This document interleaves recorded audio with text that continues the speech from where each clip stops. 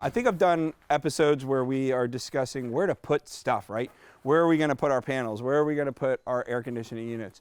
And these are all questions that we ask at the beginning of a project. And too often times I see on even a really well-designed plan set is figuring out where the stuff's going to go. They don't put some thought into it, or you're usually trying to figure out as the project commences.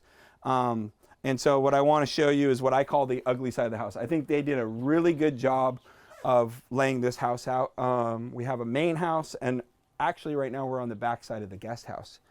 You can see it's just a small corridor, tons of clearance, so we're not running into mechanical code stuff. But this is all stuff that you don't want to see, right? It's all out of sight, out of mind, and I wanted to kind of show off that I think they did a good job.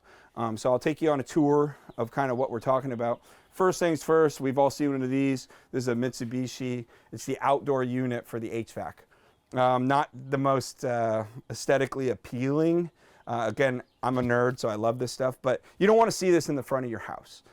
So we have a perfect place, out of sight, out of mind, electrical disconnect, and condensing unit.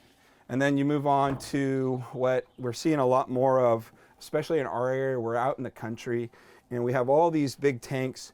This is for the well treatment stuff, right? So filters, relays, pipes, power locations. This is all stuff that you don't want to see on your beautiful estate on the other side. Another thing is service, right? We have decent access. It could be a little bit better, but definitely working with what they got, because I think every square inch of this lot's kind of spoken for.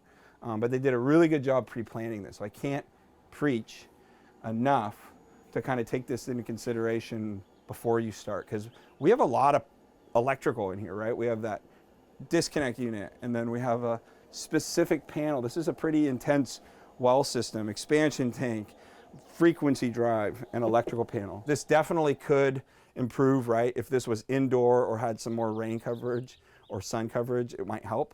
But we live in a pretty mild climate, and this stuff will last for a pretty long time. It's all rated to be outdoors. This is just a little entry to a gym that, again, only the homeowners use. I mean, you can see there's clutter for other stuff that you know you're going to need, right? Chlorine for the pool, tools. This is kind of still a work in progress, but I think having a designated location, not only is it in one central location, out of sight, out of mind, but from an installer standpoint, I think it's really important to kind of make the install feasible. And so this was kind of easy for us. We can run conduits. We have penetrations coming out of the floor for some stuff that was added. There is no mechanical space inside that you're gonna be able to have, because again, it's square footage and impeding on the build. So they elected to have everything outside.